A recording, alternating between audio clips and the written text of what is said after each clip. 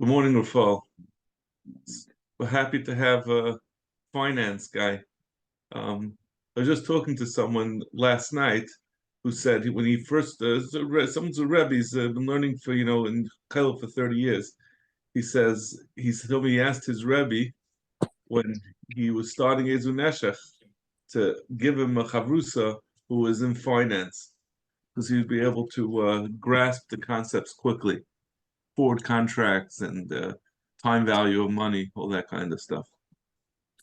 Okay, we're starting Perek of Aizehu Neshech on Daf Samach Amud Beis. Aizehu Neshech ve'Aizehu Tarbis. So the Taich of Neshech, and all this is not really going to be relevant because the Gemara is going to show that everything is learned out and there's no distinction between them, midaraisa. But Aizehu Neshech, what is Neshech? Aizehu Tarbis. What is Tarbis? Neshech teaches as Neshech to be Neshech, to bite. So it's the loss of the borrower when he borrows with ribis. So he loses that he has to pay interest. Aizehu Tarbis, and what is the Tarbis? What is the problem with the Perek uses both Lashonis. He uses Neshech and Tarbis. Tarbis is the increase, ribui. So Tarbis or Ribis or all these other Lashonis, Marbis, these are all Lashonis of that the lender who receives interest has increased his assets. So Aizehu Neshech, what is Neshech? Hamal v'sela b'hei dinrin, someone who lends a seller for someone who lends a seller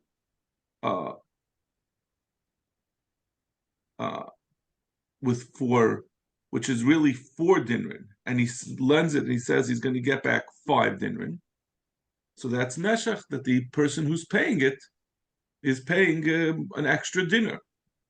So sayim chitin b'shalish, or someone who borrows two soin of chitin and he says pay me back 3. So he's again receiving an extra payment. The borrower is having to pay extra. Now, these are both talking about loans. So on loans, on loans is the deraisa din of ribis. I'm using the lashon ribis as a general term. So also both these things are awesome because you're taking away from the person from the borrower. The borrower is paying extra on the loans. The Aizehu Tarbis, and what is the case of Tarbis? So this is the one that gets complicated. Hamabe beperis. That's someone who increases the peris, meaning we're talking over here, we're going to be talking about saw b'saw, which is where the value increases. Ketzad. So first we'll say what the case is, and then we'll say what the halachas that we're talking about in that case. Let's say Ruvain bought from Shimon lakachemenu chitin b'diner zav. The Ruvain bought from Shimon wheat b'diner zav hakor, where he was paying a dinar zav, which is 25 dinar kesef, for 1 kor, which is a large amount of wheat. And that's taka, what the market value was at that time, which will be important in this case. Then later on, the value of wheat went up. It's no longer 1 dinar zav, which is 25 dinar kesef, but now it's 30 dinar kesef, or an extra 1/5 of a dinar zav.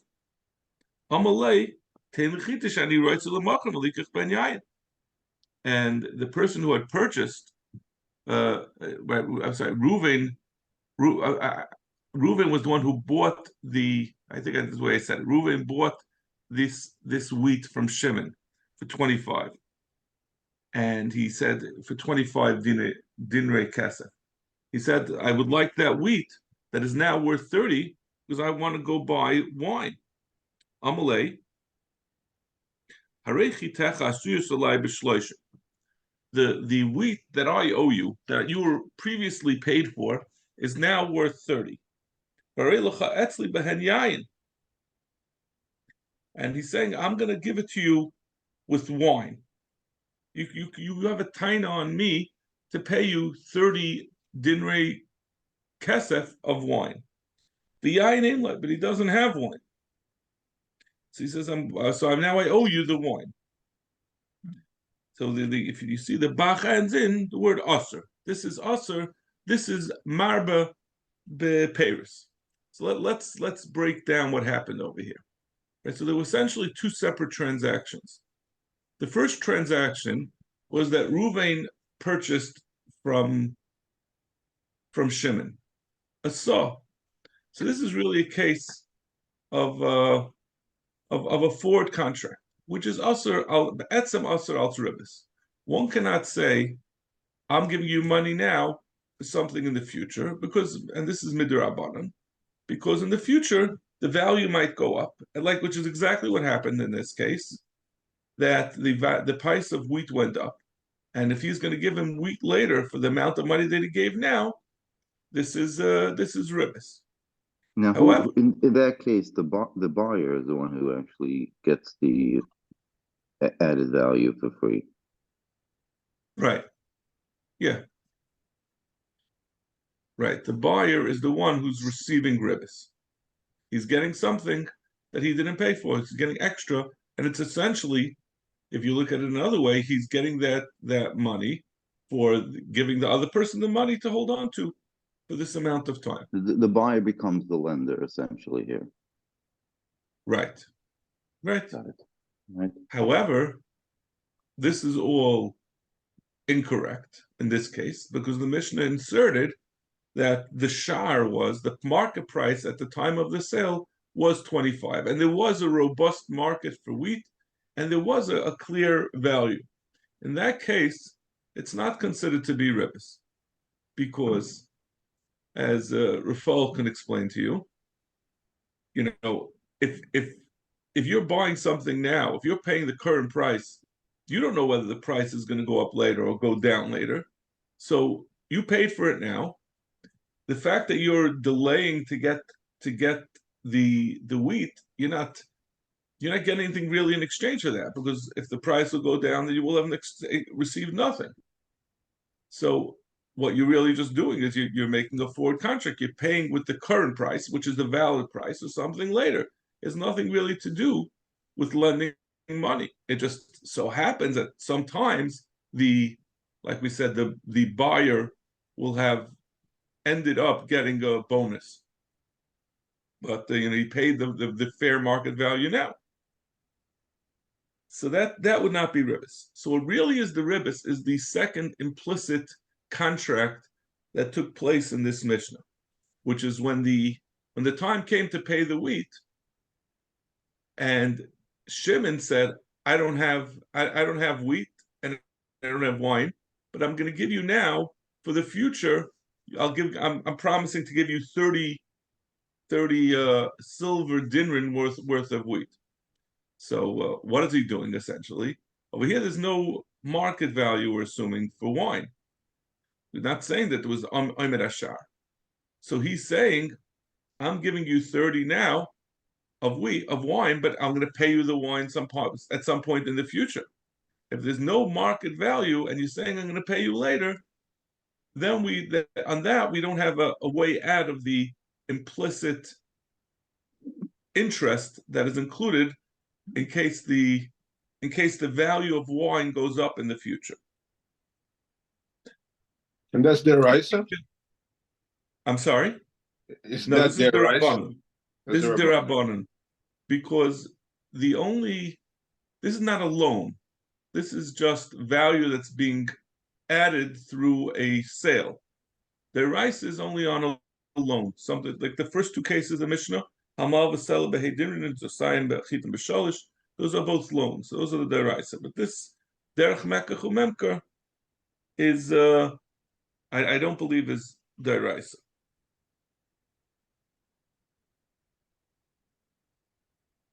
Okay, and this is a case of it's only tarbis, where there's only ribui to the person who is to the in our case the buyer is getting something, but the seller is not losing anything, because if he could have bought wheat with the money right away when he got it, and then he wouldn't lose anything. And there's not necessarily a loss there. So the Gemara asks, in fact, the Gemara, the Shavik l'ribis deraisa, the kamafarish derabanan, right? So like Rafal just asked, why did we explain the case of marbis, of where someone increased what they got, the sort of, even though he's not technically a lender, but the buyer who is in the place of the lender in the second transaction in the Mishnah. Why did we say that in the case of a buyer and seller, which is only the Rabbanan Dika case of marbis? Mechlal deraisa the Neshech v'tarbis chodem milsi. Vayis that there is no case of a lender and a borrower, which is the deraisa Dika case of ribis, that has where you can separate out Neshech and marbis. You're always going to have, if there's going to be Neshech, there's also going to be ribis, marbis, and there's going to be marbis, there's always going to be Neshech. Both are going to be present. And the Gemara is going to go through some of the possible cases where you can see them separated. The Torah separates them. The Torah does talk about Neshech and ribis. So the Gemara is suggesting, in the fact that the Torah refers to Neshech and ribis, it's not necessarily that we're saying that you would only find Neshech by Kesef and ribis by an Eichel, but the point is, from the fact that the Torah separates them out, that would seem to indicate that they are separate concepts and they can be found independently. In fact, the Gemara, the Tizbra, is that true? So what are you suggesting? So you want to say that they are separate, that there is a Neshech without ribis, there is a case of loss to the borrower without gain to the lender, or vice versa, gain to the lender without loss to the borrower. How would that be? So you're saying that you can have either one of those things independently. What would be the case where you have loss to the borrower without any gain to the lender? We're talking about where someone lent 100 prutas for 100, and he said, you got to pay me back in a month 120 prutas. And at the beginning, September 1st, when they made the loan, 100 prutas were worth 1 danka. A danka is a silver coin. And on October 1st, when the loan comes due, the danka, the silver coin, was worth 120. And if you remember back from we said that silver is the base commodity, and things are measured off of it. So in this case, what essentially happened is that the prutas went down in value. That what used to be able to get you 100, let's say we'll call the danka a dollar, and the prutas will call cents. So you used to be able to get $1 for 100 cents, and now it costs you 120 cents to get $1. But the dollar is the real currency. So Neshech Ika. So in this case, this person, Reuven, let's say Reuven is the borrower, and Reuven agreed to pay back 120 prutas. So Reuven has lost because he got 100 prutas and he has to pay back 120 prutas on October 1st. But Shimon hasn't benefited because Shimon has the same danka that he lent it. The Kanachas lay, so Neshech, because there is a loss to Reuven, the Kanachas lay, because he lost. The Shakumine Midi, the Lo Yav, because he has to pay Shimon something that he hasn't gotten. He got 100, and now he has to give him back 120. The Tabitz Leka, but there's no increase for Shimon, the less Le Ravacha. The Danka Osve, the Danka Geshakel, because he lent the Danka and he received the Danka. This is a flawed analysis. Saif. Ibasam Ikar, what point are you analyzing? Ibasam Ikar Azla, if you're going to look at the beginning of the transaction, when Reuven borrowed the money, Hari Neshech Hari Tarbis. Looking at that point, so Reuven received 100 prutas, and those 100 prutas are worth 1 danka, and now he has to pay back 120. And there's also tarbis, because Shimon has received 120. If you're going after the end of what the value was at the time it was received, point is there's no gain or loss. Why are you looking at the borrower at the time of the loan, and you're looking at the lender at the time of when he got paid back? Both of them should be looked at the same time. You should look at it either from the point of the time of the loan or the time of their payment. So that's not a good case to say we have what we were trying to say, Neshech v'lo tarbis. V'su tarbis v'lo neshech echidam. You're going to have the same problem the other way around. How do you have where just the lender benefited without the borrower losing? Echidam. Either oizef ma'ah b'ma'ah. If we're talking about where he lent 100 prutas for 100 prut, and he said you have to pay me back 100 prutas. At the beginning of the loan, 100 prutas got you a danka. A danka is a sixth of a dinar, and at the end, a ma'ah gets you a chaimish of a dinar. So less than a danka. I'm sorry, more than a danka and a fifth. So it's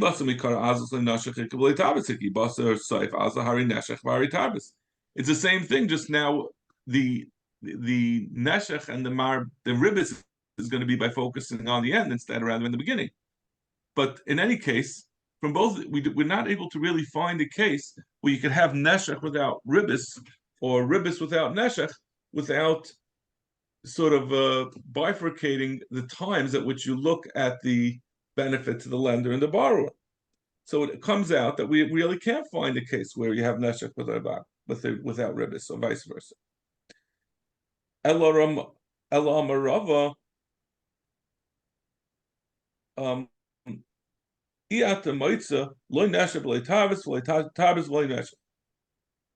there really is no nafkamina.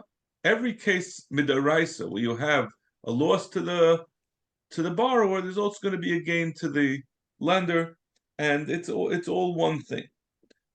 The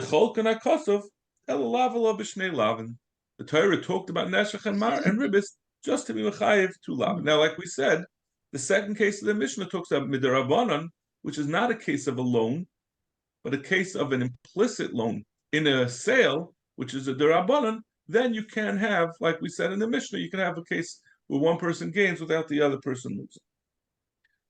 Tanarabban. Es kasbachol titin loy beneshech ubemarbes. Ubemarbes loy titin achlech. You shouldn't, your kesef, you shouldn't give beneshech. Ubemarbes loy titin achlech. You shouldn't give your marbes from your food. If you're lending food, you shouldn't include a ribbis on the food. Eli ala neshech bekesef ribbis ba'oichel. The way the pasuk says it, right? It's kasbachol titin loy beneshech. You can't do your kesef with neshech, with biting.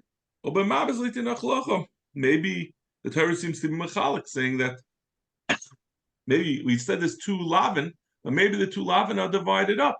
1 lav is for kesef and 1 lav is for eichel. Ribbis. Where do we know that there's also neshech by eichel, which was not included in that pasuk? Right? We said the lashon of ribbis on eichel. So neshech eichel. The pasuk says neshech. You shouldn't pay to your friend a neshech kasef, neshech kasef, nefesh neshech eichel, nechesh kol davar sheyishach. So including that is Neshech Eichel. So we have where we say that Neshech applies to Eichel as well as to Kesef. Ribis bekesef minayin, and how do we know that this din of ribis bekesef, since that was not included in the original pasuk? Tamaloim and neshech kesef, like we said in that pasuk also, it says neshech kesef nefesh eichel. Now, im eine inyan leneshech kesef shar krei nemar. But we already said neshech kesef in the first pasuk. Because the pasuk says. There's the pasuk. Le'sashik lechicha neshech kesef neshech eichel. Today you in ribis kesef. It's coming to include also ribis kesef. So everything is included, both neshech on kesef and eichel, and ribis on neshech are both on kesef and eichel. So the Gemara ainli ala beloiva, the original pasuk that we quoted, right? As kasbcha leititin loy beneshech. I'm sorry. Yeah, it's you can't give to someone, you can't lend to someone with kesef, with neshech and marbis, with ribis. Maybe that's only on the loiva, but malva minayin. How do we know that there's an isser on a malva? As I'm sure you all know, the lav of ribis is not just on the lender who's gaining money, it's also on the loiva who's paying it. So how do we know there's a lav on the loiva as well? So on the malva. On the malva. I'm sorry? On the malva. You're trying to see. How do we know that there's also on the loiva? No, the malva. It's only the malva, man. How do we know that it's also on the lender? Oh, that's true. Because the pasuk seems to be talking about you shouldn't pay back. You're right, yeah. No, I just assumed it was the other way around. You're 100% right. Because the last pasuk we said, Le'sashik lachicha tnei, and Le'sashik lachicha is talking about when the loiva is paying it, saying he shouldn't pay ribis. I didn't realize we're going on the previous pasuk that we had just mentioned, not the original pasuk we had quoted. So only beloiva b'malva minayin. How do we know b'malva? Nama neshech beloiva. It says neshech by the borrower, but nama neshech b'malva, and it says loshen neshech on the malva. Ma neshech ha'ama beloiva lechalakta boy ben kesef ben b'oichel ben b'neshech ben b'ribis, like we just darshan. We said it's all the same. Am neshech ha'ama b'malva letaklik boy ben b'kesef ben b'oichel ben b'neshech ben b'ribis. Minayin l'rabis kol davar. How do we know that this din of ribis, the general, when I say the word ribis, usually when I'm going to say the word ribis, it's not meaning just marbis as opposed to neshech. It means the general rule of ribis is al kol davar, not just on kesef and not just on eichel. You could lend kalim, you could lend anything, you could lend an animal. Tamaloima neshech kol davar. Tamaloima neshech kol davar asher yishach. Pasuk says, "Le'sashik lechicha neshech kesef neshech eichel nechesh kol davar asher yishach." The pasuk includes everything. Ravina disagrees on this limud. We used a limud of Gzeira Shava to tell you both marbis and neshech are included on a loiv and a malva. Ravina amar loy neshech b'eichel loy ribis b'kesef trichikra. No, I don't need to get from Gzeira Shava to tell you neshech b'eichel, which we had said on Amid Beis, was left out of the pasuk as kasp leititin loy beneshech umarbis leititin achlacha. So it seems to leave out, at least seems to put kesef with neshech and marbis with eichel. He says, no, I could know neshech by eichel and I could know ribis by kesef. Diksiv as kasp leititin loy beneshech v'yachalta v'achlecha. I'm sorry. V'achlecha leititin b'marbis k'dekamrit. The Bach includes a couple of words there. If the pasuk, the original pasuk, had been, as you said, had been to say, first it says kesef, you can't do with neshech, and then achlecha, you can't give a marbis. Then you would have a reason to say that it means specifically only those two cases. Has to dichsiv as kasvach leititin lebeneshech, but marbis leititin and achlecha. since you said first kesef, then it says neshech and marbis. It says neshech, and then it says marbis leititin achlach. So you put neshech and marbis right next to each other. Karbe hachi. So therefore, I'll read it like this: as kasef leititin loy beneshech u'marbis, beneshech u'marbis leititin achlach. Both cases, both the din of kesef and the din of achlach are going on both dinim, the din of marbis and the din of neshech. So he says you don't need Gzeira Shava, like we had said before. The pasuk of itself really includes all four possibilities. We brought a brisa that said this Gzeira Shava. Well, the Gzeira Shava, seeming the brisa says it is a Gzeira Shava. It's not learned down from the pasuk. Vatana nema nema kamar. The pasuk said learned it out from Gzeira Shava. Hagi kamar. Eloi nema kra. You see, I'm a Gzeira Shava. What the brisa is saying is, if not for the fact that the pasuk had said it, I would have had Gzeira Shava. I don't need the Gzeira Shava for that. The Gemara Gzeira Shava lonely. So what taka is the Gzeira Shava telling you if it's not needed? So Neshech called up Yishach like b'malva. Like we concluded at the end, we say that we learn our kol davar to tell you everything, not just eichel and not just kesef, and that's by the pasuk of loiva. So we need a Gzeira Shava to say that a malva is not just eichel and kesef. So now we're really going to be talking about we're going off a little bit of ribbis for now, a little break from ribbis before we really get into it. Amarava. Lomli de Kasa Rachmana, la beribis, la begaza, la boina. Right? We covered Aina in the previous Perek, which is paying extra for something that's sold. And we have a lav of gazel, you can't steal, and we have a lav of ribbis. What do we need all these things? They're all cases where you take something from someone which belongs to the other person. Now, obviously, ribbis sticks out of this because ribbis, everyone agrees to it. But we'll see from the Gemara, it's really more. I think we're intending to use this as a tzad shop. Had we just written a laba ribbis mishum de chidushu? Ribbis is different because it's a chiddush. Afilu b'loiva asher rachmana. Because there's an isser on the loiva, so it's clearly not an isser that comes from taking from someone against his will. If the loiva himself is doing is aser b'lav, it's not a isser of an illegal taking like we would say in the U.S. legal system. It's a case of the Torah aser it in any case. So you couldn't have learned out certainly gzela and oino where you're taking something from someone against their will, or where they're losing something to their detriment, to ribbis where the borrower is agreeing. Because Rachman Allah begazel, we'd have written Allah by gazel mishum de bal kocha.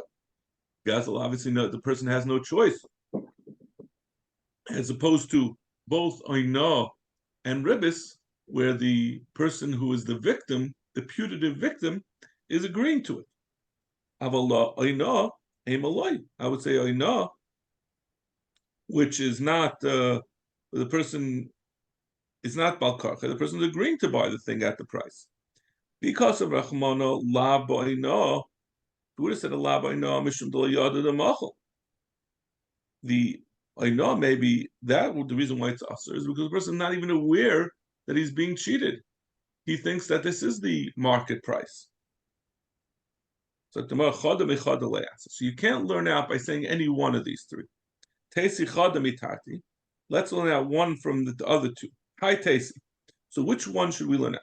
If you say let's learn out ribbis from the other two, the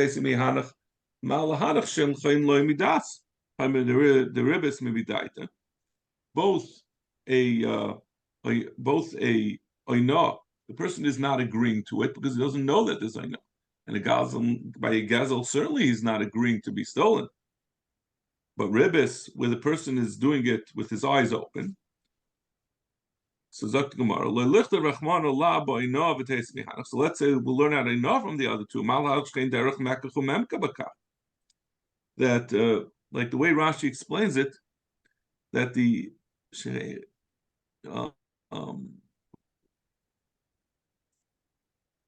Shchein derech mekach memka b'kach. Tchaime bo'ino she derech mekach memka. V'yesh b'nei adam shetzrichen l'chavetz v'kayne b'yosem v'shivuyav. Which is, I'm very sympathetic to this taina.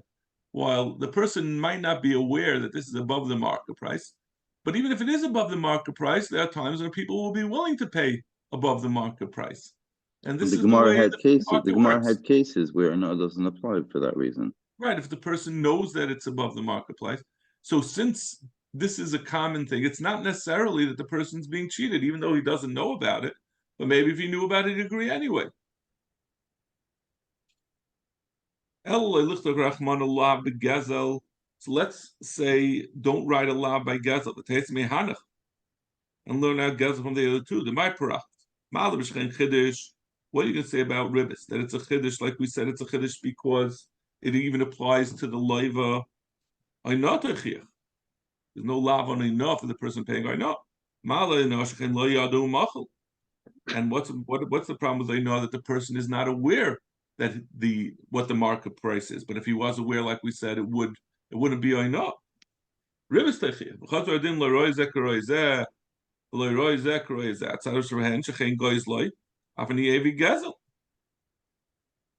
Meaning meaning that you're taking away someone from something. By ribbis, you're taking away from a person something that you shouldn't, and as well as I know. Amri hachanami. When it says einachanami, you really could learn them both out. El laba gazel lamali. So why do we have to have a laba gazel? L'koivish schar sacher. We need it for the case of koivish schar sacher, where you don't pay a person his wages. Where we had said, what's malat tzarashal sheben of a non ribbis, that you're taking away something, you're defrauding or removing from someone money, again, illegally. But when you kovish chasaka, you're not taking away money from him. You're a gazlan, like the Torah says, because you're withholding his wages. But withholding wages is not actively taking away from him. It's sort of passively not paying him what you owe. Back to Gemara. So you're saying that the whole din of gezel, the whole lav of gezel, is just for the case of kovish chasaka. Kovish chasaka behedzik sibei. The Torah says behedzik alavan. L'sasik sacher anivavian. You can't hold back the payment for a person who you owe money to. La Gemara lav ala b'shnei lav. No, that it's true. The pasuk says lav, but it's also this. We have this lesigzel to tell you a second lav for withholding money. So why are you saying the lav of gezel is to tell you by a kovish schar sacher that he's over on a second lav? Let's say that this lav of lesigzel is telling you that by a non-ribbis there's two lavin. Why'd you pick that one to have two lavin? So it's something that's learned out from its place. The pasuk says this pasuk of lesigzel. The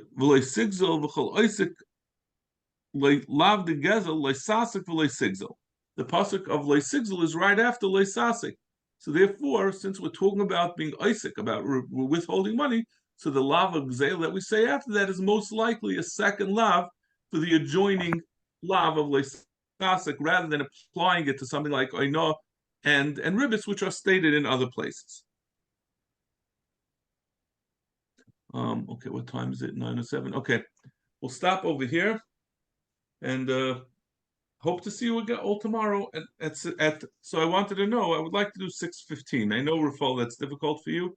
Yeah, I can do it. So unfortunately, So tomorrow we'll do 6:30, but I think maybe on Tuesday we'll try to do 6. I have a very busy day today, but hopefully on Tuesday we'll do 6:15. I know it's difficult. See you 6:30 tomorrow. Okay. okay, Shklar.